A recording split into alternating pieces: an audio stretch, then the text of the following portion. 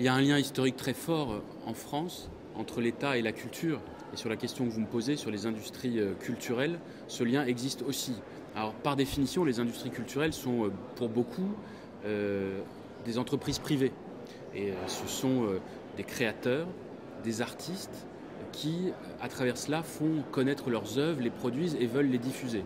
Nous, ce qu'on fait au niveau du gouvernement, et je vous parle à travers mon angle sur l'international, c'est d'accompagner les industries culturelles à l'export. Les industries culturelles représentent plus de 30 milliards d'euros d'exportation, c'est un secteur considérable et ça contribue aussi au rayonnement de la France dans le monde entier parce que notre pays est aimé, reconnu, apprécié pour sa culture et pour sa langue. Donc nous avons mis en place beaucoup de choses avec Isabelle Giordano qui, auprès de la ministre de la Culture Audrey Azoulay et auprès de moi, travaille sur ces sujets. Nous avions mis en place ce système avec Fleur Pellerin à l'époque. Et le ministère de la Culture est évidemment très attentif à défendre les industries culturelles, à la fois au quotidien en France et à l'international, avec un travail très précis, un suivi aussi dans les différentes négociations. Vous savez qu'en ce moment sont en cours des négociations, notamment avec les États-Unis, pour un accord commercial qui pose beaucoup de sujets de fond sur la transparence, sur la question de l'arbitrage et des tribunaux privés contre laquelle la France a porté une proposition de cour publique de justice commerciale internationale. Elle pose beaucoup de questions aussi en matière agricole. Bon, sur beaucoup de sujets, les choses ne vont pas. En matière culturelle, pour le coup, il y a peu de débats, puisque la France, depuis plus de 20 ans, porte le concept d'exception culturelle et de diversité culturelle sur lequel il y a un grand consensus national. C'est porté, y compris au-delà des alternances politiques.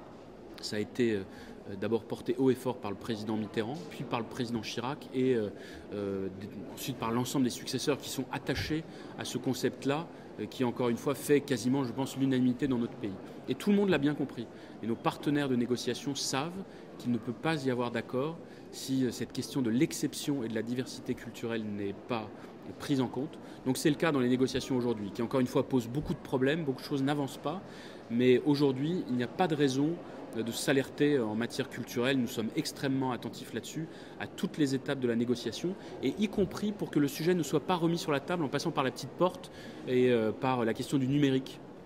D'où un suivi particulièrement attentif là-dessus, mais vraiment, aujourd'hui, rien ne permet dans le déroulé des négociations de devoir tirer une sonnette d'alarme sur ce sujet.